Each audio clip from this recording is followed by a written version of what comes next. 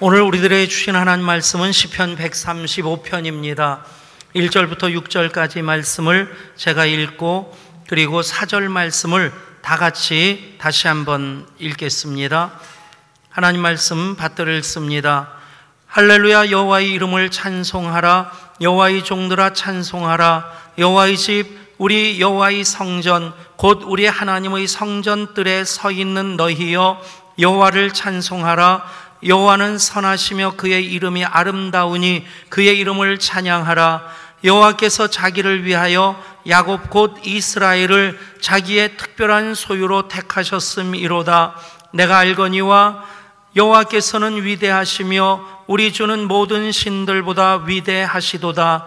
여호와께서 그가 기뻐하시는 모든 일을 천지와 바다와 모든 깊은 데서 다 행하셨도다. 아멘. 4절 말씀 같이 읽습니다. 여호와께서 자기를 위하여 야곱 곧 이스라엘을 자기의 특별한 소유로 택하셨음이로다. 아멘. 다시 한번 읽을 때 여호와께서는 자기를 위하여 예배자 백성훈을 자기의 특별한 소유로 택하셨음이로다. 예배자인 백성훈을, 제 이름 할 필요 없습니다. 여러분 이름을 넣어서 예배자인 누구를 야곱 곧 이스라엘 대신 넣어서 같이 읽습니다. 시작. 여호와께서는 자기를 위하여 예배자인 백성훈을 자기의 특별한 소유로 택하셨음이로다. 아멘. 이 말씀만 그대로 담아 놓으시면, 이 말씀만 그대로 풀어내 살아갈 수 있다면 설교 여기서 끝내도 됩니다. 예배당에 왔는데 오늘 예배는 쉽니다. 그렇게 공고가 붙어 있으면 대학 다니면서 강의실로 애껏애껏 갔는데 오늘 교수 사정으로 휴강입니다 붙어 있으면 아싸 그러잖아요. 근데 오늘 예배 목사님 사정으로 쉽니다 그러면 아싸 그럴 사람 여기 단 한 분도 없을 것 같아요. 그 마음이 예배자인 여러분들의 마음이기 때문에 준비한 설교를 하도록 하겠습니다. 다음 세대 여름 사역 준비가 오늘은 두 번째 바자를 통해 이어집니다. 우리 교회 비전의 궁극으로 다음 세대 생각만 해도 가슴이 벌렁거리고 흐뭇합니다. 아이들 마당에서 노는 것 보면 참 이쁘고 사랑스럽고, 그래서 아이들 손 한번 잡아주고 하이파이브 한번 하면 그 아이들이 더 귀하게 여겨져서 때로는 장난을 걸면서라도 그 아이들 사랑하는 마음을 풀어내고자 합니다. 우리 예배당 바로 옆에 고급 성당이 있습니다. 그 고급 성당 신부님하고 또 덕정 성당 신부님하고 같이 식사를 한 적이 있었습니다. 고급 성당 신부님이 훈남이더라고요. 저보다 키도 훨씬 크고 아주 잘생겼고 약간 머리는 빠졌더라고요. 그런데 신부님 잘생겼네요 그랬더니 제가 좀 그렇죠 그러더라고요. 근데 이분이 예한교회 너무 부럽다는 거예요. 왜 그러냐니까 성당 앞으로 우리 교인들이 참 많이 다니지 않습니까? 근데 교인들 예한교회에서 예배 끝나고 이렇게 내려오는 교인들 보면 참 많이도 내려오지만 그분들 한 분 한 분 얼굴이 그렇게 밝다는 거예요. 그래서 예한교회 목사님이 누굴까 생각하면서 참 좋은 교회다라는 생각을 항상 하고 있었다고 하고, 그리고 정말 부러운 것이 어린 아이들이 그렇게 많이 밀려 내려오는 것을 보면 그게 그렇게 부럽다는 거예요. 여러분, 단지 부러움의 대상으로서가 아니라 우리 교회가 다음 세대 부흥을 이뤄내고 그것을 한국 교회와 공유할 때에 그것이 진정 우리 교회 복이 단지 우리 주머니만 채우는 복이 아니라 하나님께서 형통하게 하시는 복으로 그렇게 더 널리 펼쳐나가게 될 줄 믿습니다. 지난 주일 며칠 나름 호되게 알았습니다. 밤새 끙끙거리면서 한 사흘을 좀 정신 못 차리고 힘들어 했었는데, 밤새 끙끙거리면서 나름대로 왜 이렇게 아플까, 몸살일까 생각해보니까 몸살은 아니고, 급체일까 생각하니까 급체도 아니고, 그러다가 하도 아파서 이게 혹시 대상포진일까 그래서 대상포진을 검색해 보니까 그것도 또 아니더라고요.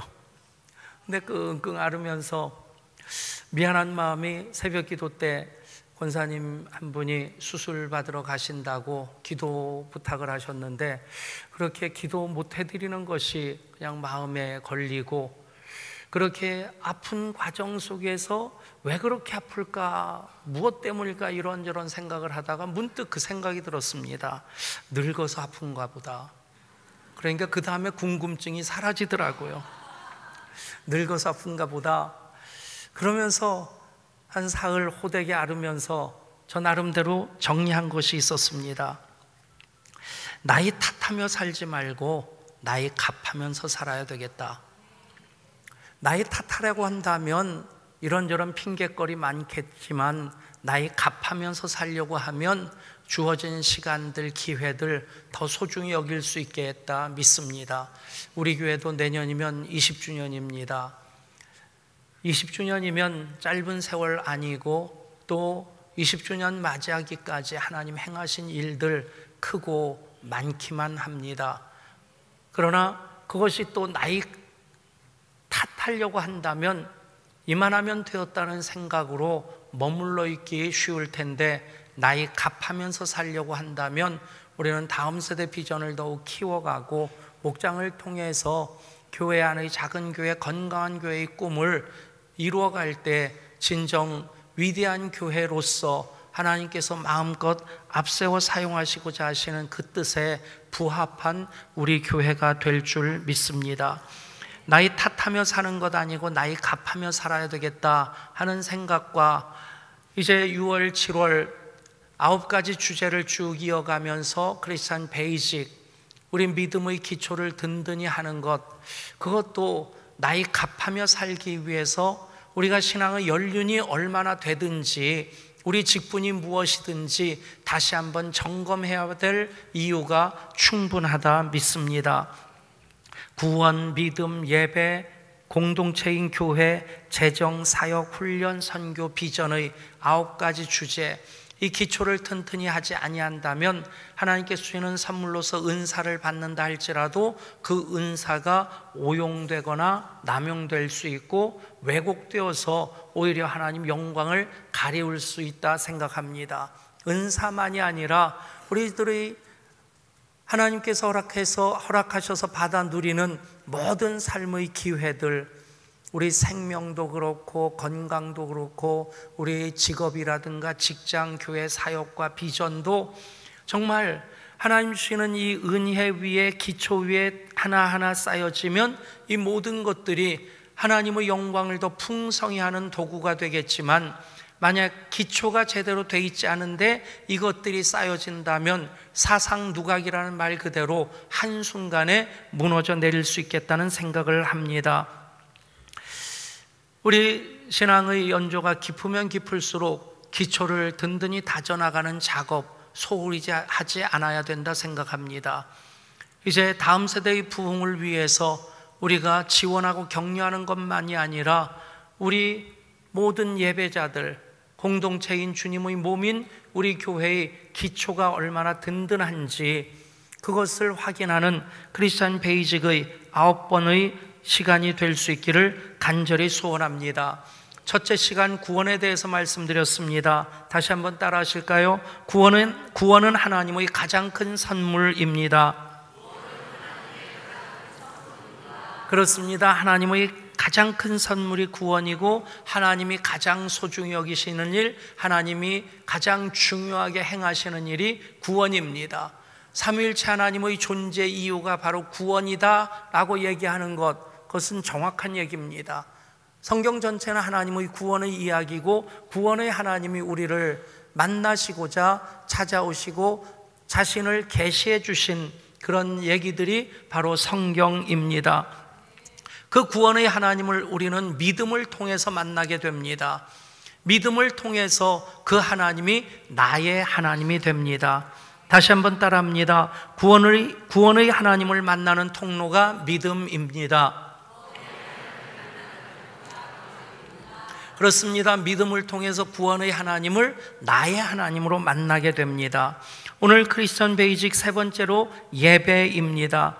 예배를 통해서 우리는 하나님 만난 그 감사와 감격으로 예배할 때에 하나님의 특별한 소유로 인정받게 됩니다.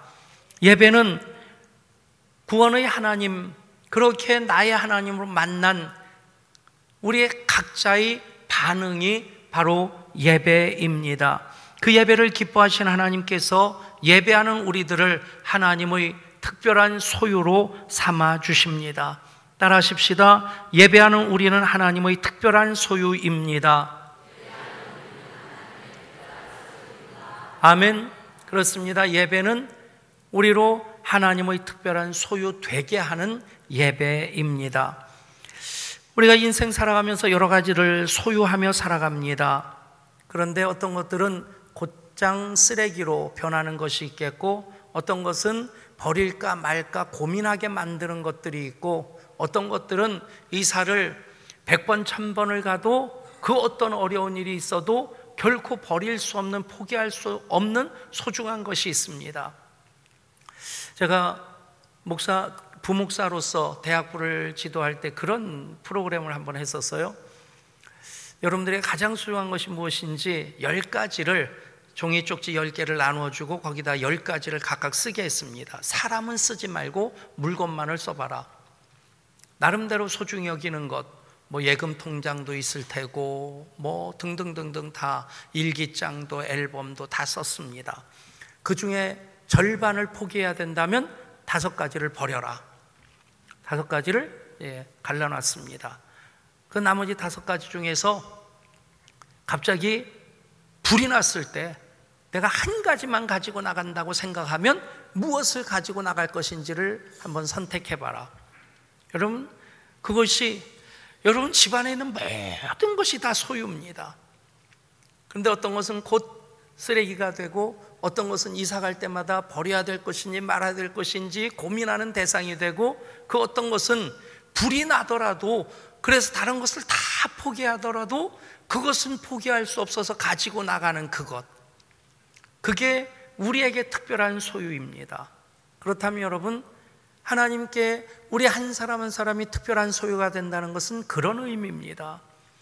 하나님께서 모든 것은 다 포기하실 수 있지만 결코 포기하실 수 없는 그 사람, 홍수로 죄악이 관영했던 그 시대를 심판하시면서 노아의 가정은 포기하실 수 없으셨습니다. 노아가 하나님의 특별한 소유였기에 목이 곱고 완악한 이스라엘 백성들을 다 멸하고자 계획하시면서 하나님은 모세만은 살려주시겠다 하시고 너를 통해서 내가 새로운 민족을 만들겠다 말씀하십니다. 모세가 하나님의 특별한 소유였다는 것입니다. 여러분, 그렇게 본다면 우리 한 사람 한 사람 도대체 무슨 자격으로 특별한 소유가 될 수 있을까? 본다면 하나님의 존재 이유로부터 특별한 소유에 대한 이해를 할 수 있을 것입니다. 정확하게 표현한다면 하나님은 한 분이신 하나님이 아니라 삼위일체 하나님이십니다. 성부, 성자, 성령 삼위일체가 되신 하나님이시기 때문에 그분을 우리가 한 분 하나님이라고 하지만 위격으로는, 인격으로는 성부, 성자, 성령 세 분이 존재하십니다.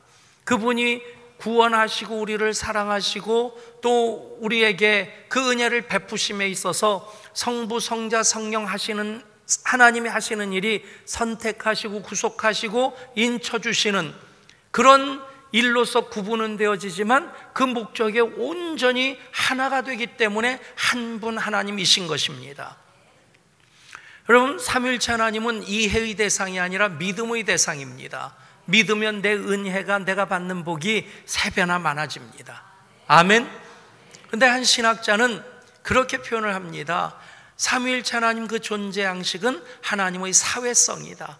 성부, 성자, 성령 하나님 한 분 하나님만으로도 모든 일을 하시기에 조금도 부족함이 없으신 하나님이신데, 성부, 성자, 성령 하나님으로 계시는 것은 서로 완전한 연합, 완전한 교제를 위해서 그렇게 삼위로 존재하신다는 겁니다.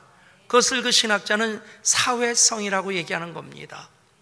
여러분, 그렇게 성부, 성자, 성령 하나님 성부 하나님에게 성자 하나님이, 성자 하나님께 성령 하나님이, 성령 하나님께 성부 하나님이 정말 그 어떤 갈등도 없이 완전히 하나가 되어지고 완전히 연합하는 그 관계 속에서 하나님께서는 우리 한 사람 한 사람을 그렇게 만나기를 원하시는 겁니다.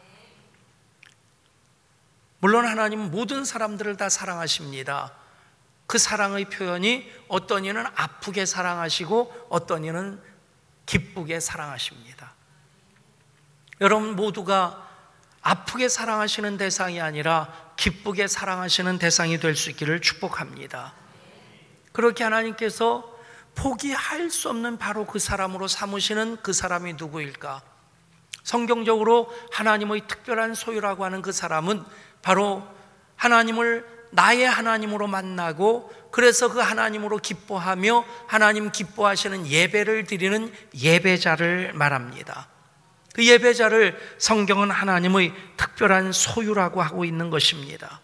다른 자격 아닙니다. 다른 것들 하나하나 체크리스트를 가지고 따져나간다고 한다면 우리 모두는 천번 만번 결격 사유에 다 합당한 사람들이겠지만 단 한 가지 하나님을 사랑함으로 나의 하나님께 예배하고자 하는 예배자이기에 그 한 가지 조건으로 하나님은 여러분 한 분 한 분을 하나님의 특별한 소유로 삼아 주십니다. 여러분 누군가에게 택함을 받는 것은 기쁜 일입니다. 정치인들이 정당의 공천을 받는다고 하는 것, 공천을 받지 못하면 그것 때문에 당적을 바꾸는 일 다반사고 당사 앞에 가서 시위를 하기도 하고 그럽니다. 여러분 택함을 받은 사람과 못 받은 사람의 그 차이겠죠. 선거의 결과로서 국민들의 택함을 받은 사람과 택함을 받지 못한 사람이 갈라질 수밖에 없습니다. 여러분 누군가에게 택함을 받았다는 것이 참 소중한 의미인데 더더군다나 유명하거나 영향력 있는 사람에게 택함을 받는다는 것, 내 존재 의미를 한껏 부각시켜 줍니다. 나는 별것 아닌 것 같은데 예를 들어서 청와대에서 저를 이렇게, 그럴 일은 없으니까 하는 얘기입니다. 그랬다. 여러분 글쎄요 제 경험으로 오래전에 제가 갈보리교회 부목사로 있을 때 압구정동에 무슨 일인가 갔다가 지하철을 타려고 들어가는데 어떤 분이 지하철에서 나오다가 저하고 이렇게 마주쳤어요. 저도 어디서 뵌 분인데 하고 쳐다보는데 그분도 저를 이렇게 쳐다보면서 아는 척을 할까 말까 망설이다가 서로 이렇게 지나친 거예요. 한참을 가다가 누구지? 어디서 많이 봤는데 누군지가 생각이 안 나는데 한참 가다가 생각하니까 아하 생각나는 게 한완상 씨더라고요. 교육부총리를 역임하고 서울대 교수를 하고 그분 책도 제가 여러 권 읽었고, 근데 지나친 다음에 생각나는 거예요. 좀 알고 인사를 했어야 되는데 그분이 저를 알 리는 전혀 없죠. 근데 그 표정이 저한테 이렇게 삼삼한 거예요. 이렇게 스쳐 지나가면서 저를 보면서 이렇게 아는 척 하려고 하면서도 저랑 비슷하게 확신이 없어서 아는 척을 못하고 스쳐 지나갔던 그 표정만으로도 저는 감사하더라고요. 여러분 그런데 그분이 내 손을 덥석 잡고 백 목사님 아니냐고 그런다면 얼마나 반갑겠어요. 얼마나 고맙겠어요. 하물며 하나님이, 아멘. 아무도 날 알아주지 않는다 할지라도 하나님이 너는 나에게 특별한 소유란다. 그 눈을 들어 살펴주시고 그 손 펼쳐 붙잡아 주시고 그 눈을 한시도 나에게서 떼지 아니하실 때 여러분 그 은혜 말로 다 표현할 수 없을 만큼 큰 것입니다. 아프리카 한 부족은 신부 몸값을 소로 지불하고 신부를 데려오는 그 풍습이 있답니다. 근데 보통은 이제 얼굴 생김새에 따라서 이제 안 생긴 사람, 그럭저럭 생긴 사람, 아니면 잘생긴 사람. 그래서 최고의 몸값이 소 5마리고 그냥 최저가 소 1마리랍니다. 어떤 총각이 사랑하는 사람 아내로 삼고자 그 집에 소를 5마리를 보낸 거예요. 그러니까 사람들이 수군거리는 겁니다.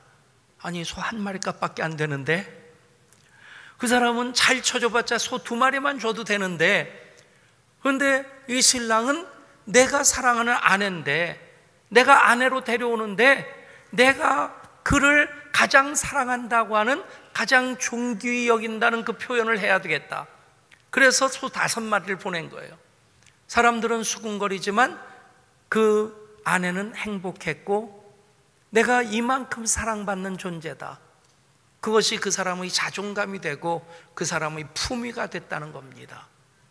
여러분 모두는 소 5마리 이상입니다. 아멘. 성경적으로 말씀드린다면 여러분 예수님 내어주시고 하나님 자녀로 삼으신 이들입니다.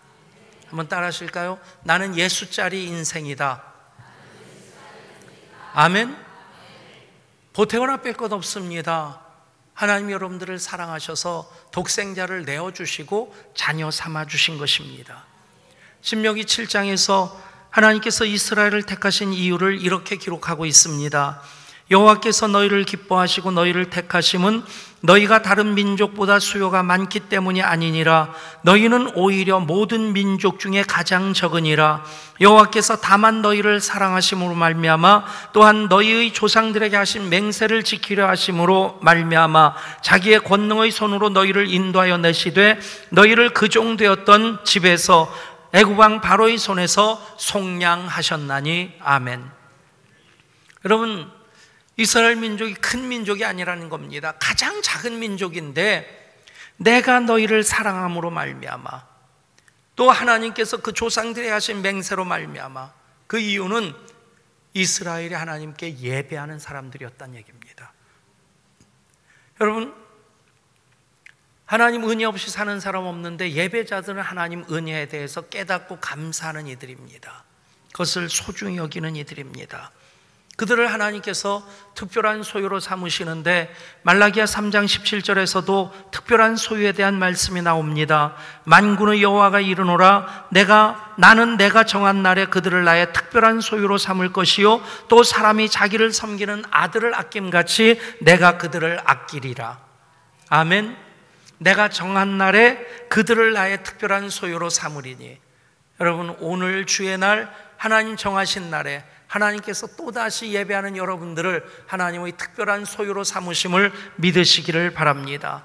그러면 하나님께서 자기를 섬기는 아들을 아끼는 것과 같이 그렇게 우리들을 아들, 딸로서 아껴주시겠다 말씀하십니다.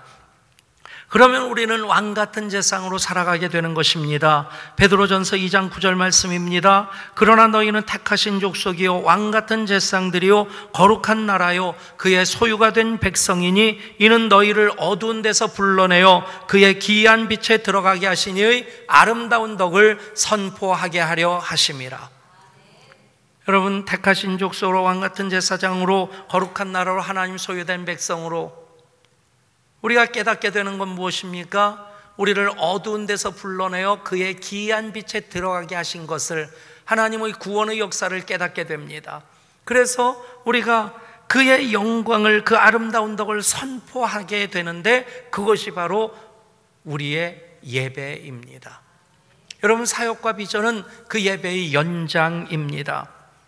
그렇게 예배자로 우리는 성전뜰에 서 있습니다. 오늘 1절부터 3절까지 말씀 다시 한번 제가 읽습니다. 할렐루야. 여호와의 이름을 찬송하라. 여호와의 종들아 찬송하라. 여호와의 집, 우리 여호와의 성전, 곧 우리 하나님의 성전들에 서 있는 너희여 여호와를 찬송하라. 여호와는 선하시며 그의 이름이 아름다우니 그의 이름을 찬양하라. 아멘. 여러분, 예배자들을 이 말씀에서는 하나님의 성전 뜰에 서 있는 사람들이라 그렇게 말씀합니다. 왜 앉아 계십니까? 여러분, 앉으나 서나 당신 생각, 그러면 됩니다. 여러분, 물론 구약의 예배는 서서 드리는 예배였고 또 이제 신약 시대로 가면서 예배가 앉아서 드리는 예배로 이렇게 바뀌어지는데, 앉으나 서나 우리는 하나님을 예배하는 예배자로서 성전뜰에 거할 때에 우리로 인해서 성전에 하나님 찬송이 가득 차게 될 줄 믿습니다. 왜 찬송합니까? 성전뜰에 서 있는 자, 예배자로 찬송할 때 그 찬송은 곧 하나님 만난 고백이 되고 하나님 선하심에 대한 높여드림이 되고 하나님 그 이름이 참 아름답다라고 하는 것을 우리가 표현하는 것이 됩니다. 몇 년 전에도 말씀드렸었는데 이어령 씨의 우물을 파는 사람들, 그 책에 나오는 이야기를 한번 했던 적이 있습니다. 워싱턴 포스트라고 하는 그 신문사에서 사람들이 정말 음악을 알아듣는 귀가 있는지 그것을 실험하는 프로젝트를 했는데, 그 당시 세계 최고의 바이올리니스트인 조슈아 벨, 한번 이렇게 음악회를 하면 음악회 티켓이 몇백 달러에서 몇천 달러까지, 몇십만 원에서 몇백만 원까지 그렇게 지불해야 되는 굉장히 수준 높은 명성이 자자한 그 바이올린 연주자가 조슈아 벨입니다. 그가 30억 원이 넘는 스트라디바리우스를 들고 복장을 노숙자 복장, 거리의 악사 복장으로 허름하게 하고는 워싱턴의 가장 번화가 데팡스역이라고 하는 그 광장에서 아침 7시부터 8시 반까지 1시간 반 동안 연주를 한 겁니다. 이것을 기획하면서 사람들이 조슈아 벨을 알아들고 사인해달라고 몰려들지 아니할까, 그래서 이 질서를 유지하는데 어렵지 않겠나, 그런 고민을 하는 사람들도 있었다고 합니다. 1시간 반 동안 당대 최고의 바이올리니스트가 30억 원이 넘는 스트라디바리우스를 들고 연주를 한 겁니다. 그런데 저마다 엘리트라고 자부하는 그 사람들이 저마다 자기 길에 바빠서 멈추어 서서 그 바이올린 선율을 듣는 사람이 단 한 사람도 없었다는 거죠. 바로 옆에서 구두를 닦던 구두 닦기 소년 한 사람만이 1시간 반 동안 그 연주를 계속 들었을 뿐이라고 얘기를 합니다. 이어령 씨가 그 이야기에 대해서 이렇게 설명을 합니다. 하나님은 우리 곁에 있다. 아름다운 하나님의 음악이 있는데 바삐 출근을 하느라고 그 음악을 못 듣는 것이다. 조슈아 벨이 길거리가 아니라 어마어마한 카네기 홀에서 연주해봐라. 평소에 별 관심이 없던 사람도 워낙 유명한 사람의 연주이니 가서 듣고 감탄할 것이다. 마찬가지이다. 하나님은 어디에나 계시지만 조슈아 벨 연주를 듣기 위해 티켓을 사서 들어가는 공간처럼 교회 역시 누구나 선망하는 하나님을 만나는 공간이다. 지금 우리는 이곳에 예배를 위해서 성전에 서 있는 사람들입니다. 예배를 최고의 가치로 여기는 이들, 예배를 통해서 하나님 사랑을 고백하고 하나님 더 깊이 만나는 이들이 하나님께서 구별해 주신 그 공간, 우리가 시간을 구별해서 우리 마음과 몸으로 온전히 예배하고자 하는 것입니다. 사랑하는 여러분, 그렇게 하나님께 집중할 때 우리는 성전에 선 이들로서 그 뜰에서 하나님 찬양할 때 그 찬양이 이곳에 가득할 뿐 아니라 교회당을 넘어서 이 땅 구석구석까지 흘러들어가는 거룩한 역사로 이어지게 될 줄 믿습니다. 그렇습니다. 크리스찬 베이직, 하나님은 구원의 하나님이십니다. 믿음을 통해 하나님을 만납니다. 하나님 만난 이들의 감격의 고백이 하나님 가장 기뻐하시는 예배를 드리는 것입니다. 그래서 로마서 12장 1절에서 그렇게 말씀합니다. 그러므로 형제들아, 내가 하나님의 모든 자비하심으로 너희를 권하노니 너희 몸을 하나님이 기뻐하시는 거룩한 산 제물로 드리라. 이는 너희가 드릴 영적 예배니라. 너희는 이 세대를 본받지 말고 오직 마음을 새롭게 함으로 변화를 받아 하나님의 선하시고 기뻐하시고 온전하신 뜻이 무엇인지 분별하도록 하라. 아멘. 여러분, 하나님께서 가장 기뻐하시는 일이 예배입니다. 왜일까요? 생각해 본다면 부모로서 자녀들이 용돈 통장으로 보내드리는 것, 그것도 좋아하시겠죠. 근데 직접 그 자녀 얼굴 마주보고 그리고 손 붙잡고 몇 마디 대화한다면 그 부모님이 용돈 얼마 보내드리는 것보다 훨씬 더 흐뭇해 하실 것입니다. 여러분, 그 예배가 하나님 가장 기뻐하시는 것이다. 그것을 깨닫게 되면 우리도 똑같은 고백을 하게 됩니다. 예배가 기쁨이 됩니다.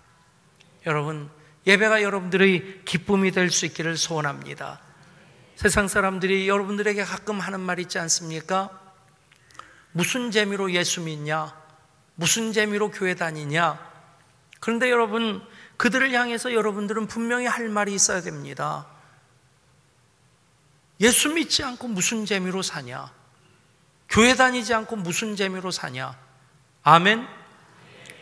무슨 재미로 예수 믿냐? 그럴 때 그런가?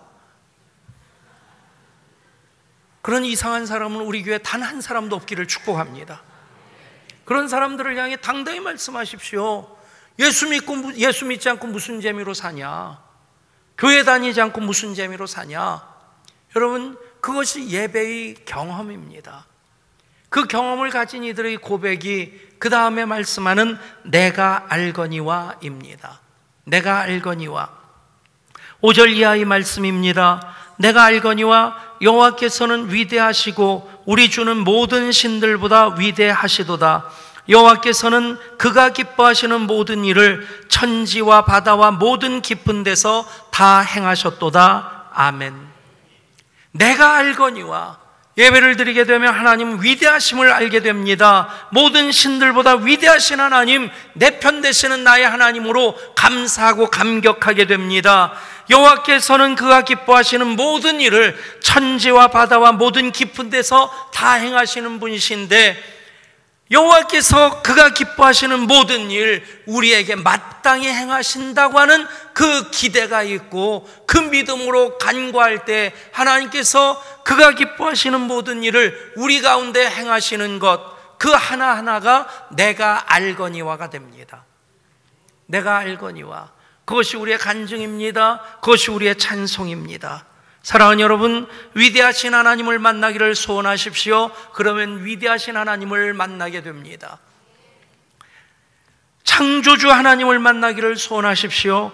그러면 하나님의 새 창조의 역사를 경험하게 됩니다. 그것이 바로 믿음은 바라는 것들의 실상이요 보이지 않는 것들의 증거란 말씀의 확증이 됩니다.